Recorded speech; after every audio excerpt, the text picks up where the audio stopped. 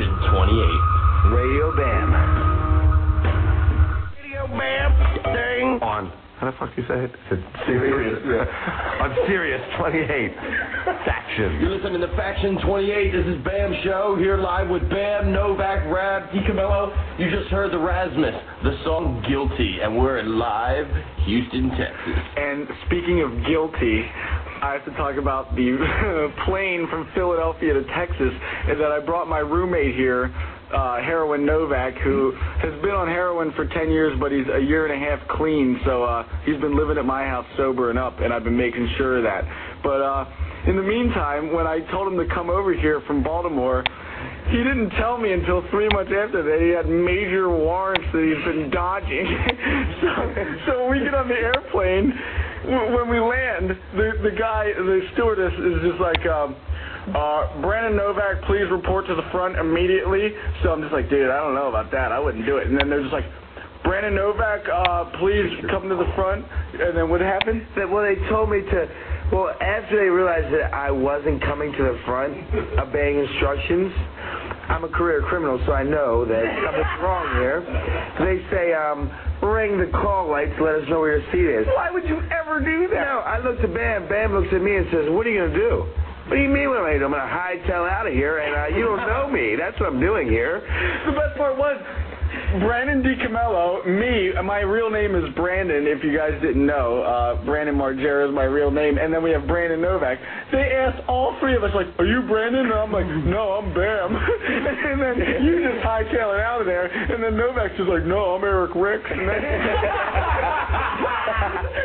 so we hightail out. I lose those guys because I know how to evade police, right? I'm quick to the luggage terminal, and there's goddamn people at the luggage terminal still asking my name. I know. We're getting our luggage, and there's still people. Are you Brandon? Are you Brandon? We're like, dude, would you leave us be? We need to get on a car. Give it a break, brother. Whatever it was. The last guy in the world that knows how to avoid police. Dude, I bet you it was a warrant, and we're still in Texas. How are you getting back to Philly? I don't even like flying, so I'll be catching Amtrak from here on out. Not that I'm scared because I don't have warrants, but I just don't like flying. Yeah, I bet you that's the reason.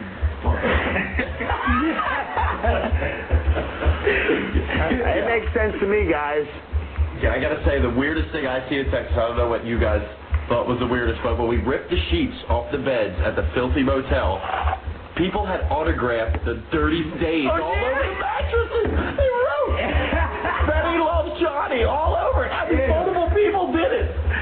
Why would you ever autograph that sick, filthy motor lodge? Like, what would make you even want to autograph that? Like, maybe if you spent a nice night at the Four Seasons, you could autograph you want that. But to know that you were there? And the thing that sucks, it wasn't even the sheets. Apparently, they had such a wild night that everything came off the bed, and it was just a mattress, and that's where they graffitied up the mattress. That happened several times. Why would you write it after you saw somebody else splatter It wasn't once, it was like 8 times. Ew. And did you see the television in there? It was like the first Zenith television ever. It was a prototype when televisions first came out. It was still black and white, that thing. And can I tell you how they made it property of the Budget Inn Motel?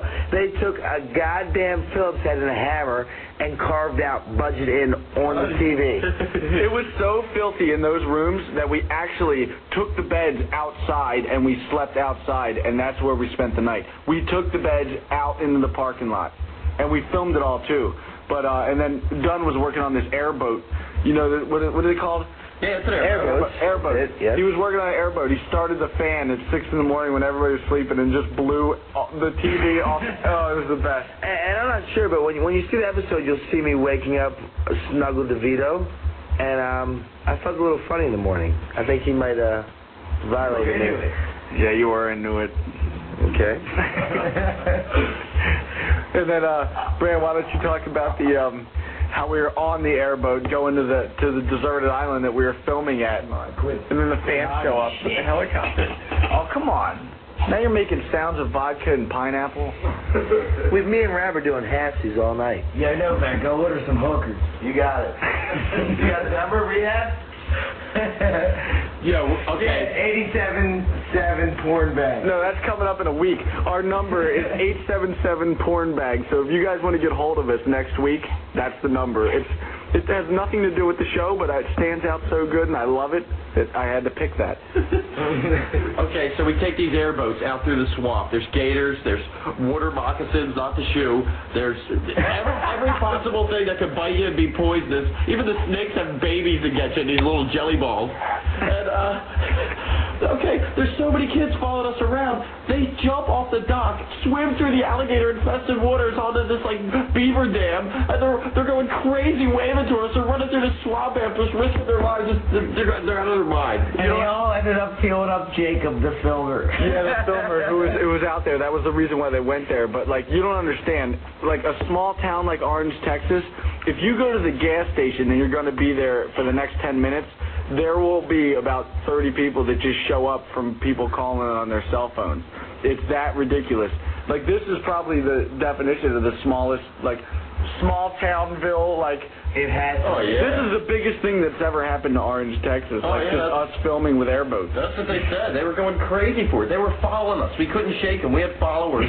The lines of cars following us. We had to speed through gas stations and go out the back entrance. And here's the worst part, and I felt like an asshole doing it, but we rented a helicopter to get a helicopter shot of the island we were filming on, and these fans come up in some pontoon boat, and they're like, "Bam, can we please get your autograph?" Yeah, man, I'm just like, "Yo, get the fuck out of here, man! Get the fuck out of the shot! There's a helicopter coming. We paid $2,000 for this one shot, and you guys are in it, so we're gonna have to digitally delete it." They're like, "Yo, Bam, come on, let's just come in the island and get a photo. It'll only take 5 minutes." I'm like, "Can't you hear the helicopter coming now? You assholes! You gotta go! You gotta go!" Yeah, my little brother got his skateboard, man. I beat his ass. Yo, babe, my little brother got his skateboard. I kicked his ass. Yo, what the fuck your dad say to you when you beat his ass? Well, the worst part, Deco is when you were fucking getting naked and doing backflips in the hotel room last night. Should we talk about that? We'll talk about that, man. Okay. This is a Texas issue, so we'll get to all. Let me talk about Texas issue real quick. Deco explained to you everything in the water. So, I just wanted to ride on the millionaire's boat here. So him and Dunn pull up, like, "Yo, Novak, get on our boat." There's alligators, snakes, everything Deco explained. And I'm ready to hop boats. And Grom puts me in, man, in the water. He pushed you in. He pushed me in. That alligator was on my ass. I had to, hang on to the side of the boat so I didn't get bit. Hey, did you hear what the driver said to us? That he said that the little snakes in the eggs are more dangerous than the actual big snakes, because if you fall in the water and land on a snake egg, you'll crack open a bunch of eggs, and the little tiny snake venom, if they all bite you, it's way more dangerous because they don't know how to control it or whatever. Yeah, the baby snakes, they just jack you up with all their poison. They don't have to save it. Yeah. And there's been a lot of deaths because of that. People falling on snake eggs. Oh, it didn't bother the kids. They were jumping all over the place. Yeah, they're dead before they even get onto the boat. That's how dangerous it was. Yeah. I mean, there's snakes on top of hibernating alligators. I mean, it's ridiculous. How could that? Worst thing is, not only the mosquitoes, you can blow out of the air with a shotgun. There's so many of them. A shotgun blast to the head would be safer than jumping in that water. I don't even know how people could even, make a rope, because there's rope swings at the island that we're at. Dude, why go in that thick swamp? It's not fun. Who wants to risk it? Why risk a snake? Why risk a moccasin? Why risk a mullet? Why risk an alligator? It's ridiculous. Let's just go to the deep end of the hotel pool, I would think. No, man, you were risking it like Tarzan today on that rope swing. He was drunk. I had some vodka and pineapples. It just gets it over. All right, well, listen, I'm going to play a song from Placebo because they're from Scotland and I really like them.